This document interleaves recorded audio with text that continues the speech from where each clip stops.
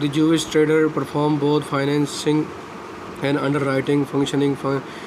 Financing took the form of a crop loan at the beginning of the growing season, which allow a farmer to cultivate through seeding, growing, weeding, and harvesting his annual crop.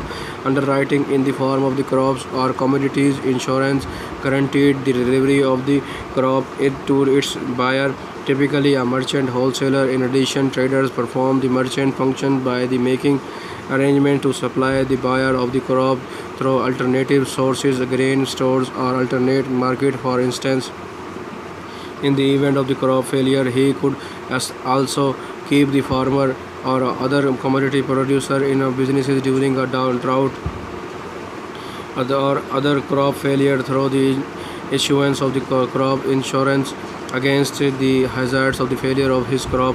Merchants banking progressed from the financing trade on on behalf to settling traders from others, and then the holding deposited for settlement of the pilots or notes written by the people who were still brokering the actual grain. And so the merchants benches banked in right from the Italian for banca as in a counter in the great grain market become the centers for holding money against a bill, pilot, a note, a letter of formal exchange, letter, a bill of exchange, a letter, still check.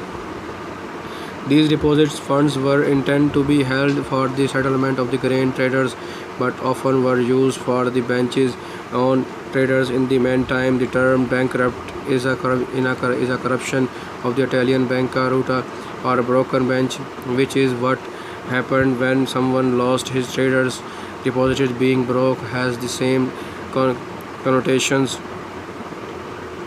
Crucius Adhemar on Montelli in the chain mail carrying the Holy Lance in the one of the Battle of the First Crusade. In the 12th century, the need to transfer large sums of the money in finance the Crusaders stimulated the re-emergence of the banking in the Western Europe. In 1162, Henry II of the England levied a tax to support the Crusaders, the first of the series of the taxes levied by the Henry over the years with the same objective. The temples and hospitaller act as a Henry pro bankers in the Holy Land. The Templars wide flungs large land holidays across the Europe also merged in the 1100 1300 time frame as the beginning of the Europe-wide banking, as their practices was to take the in local currency for which a demand note would be given that would be good at any of their castle across Europe, allowing movements of money without unusual risk of the robbery while traveling.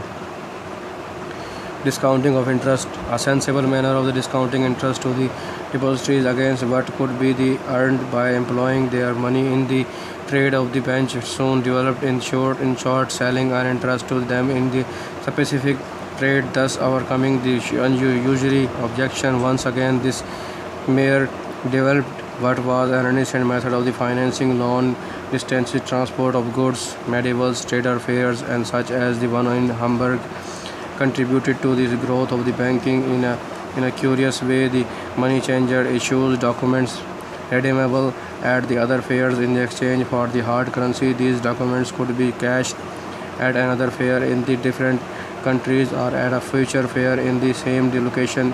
If redeemable at the future date, they would often be discounted by an amount comparable to rate of interest. Eventually, these documents evolved into the bills of exchange, which could be redeemed at any officer of the issuing banker. These bills made it possible to transfer large sums of the money without the complication of hauling large chests of the gold and hiring armed guards to protect the gold from thieves.